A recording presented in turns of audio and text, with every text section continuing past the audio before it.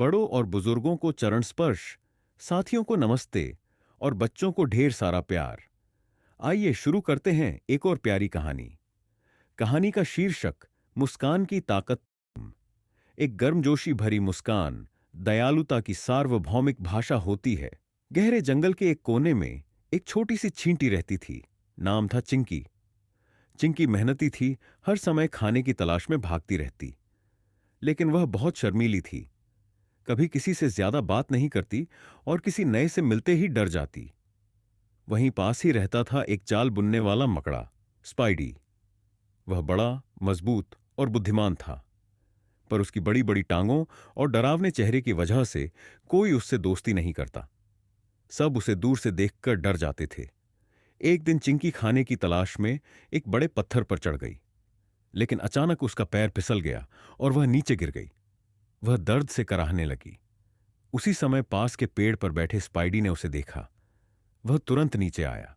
चिंकी ने डर के मारे आंखें बंद कर लीं, सोचते हुए अब तो मैं गई। पर जब उसने आंखें खोलीं तो देखा कि स्पाइडी उसके सामने खड़ा है और उसके चेहरे पर एक कोमल, गर्मजोशी भरी मुस्कान है। तुम ठीक हो? स्पाइडी ने नरम आवाज में पूछा।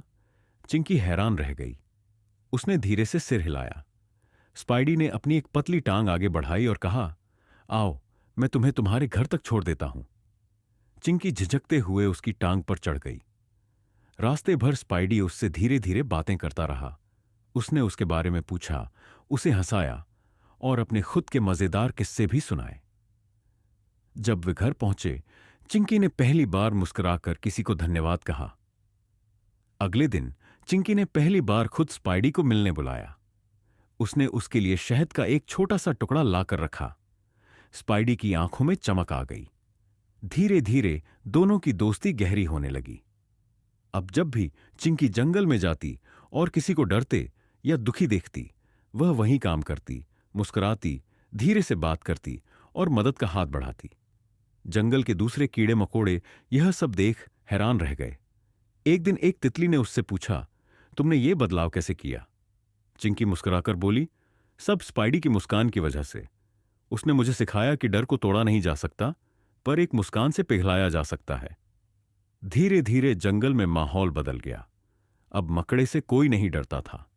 बच्चे उसके पास आकर कहानियां सुनते और सभी जानवर मुस्कुराकर एक दूसरे को नमस्ते कहते। अब यह जंगल सिर्फ एक हरा भरा स्थान नहीं था, बल्कि एक ऐसा घर बन चुका था जहां मुस्कान सबसे बड़ी भाषा थी, सीख। एक गर्म मुस्कान न केवल डर को मिटाती है, बल्कि दिलों को जोड़ती है। यह दयालुता की ऐसी भाषा है जिसे हर कोई समझ सकता है, चाहे वो चींटी हो या मकड़ा। अगर आपको यह कहानी अच्छी लगी तो इस वीडियो को एक लाइक करें और ऐसी ही नैतिक मूल्यों वाली कहानियों के लिए चैनल को शेयर और सब्सक्राइब जरूर करें।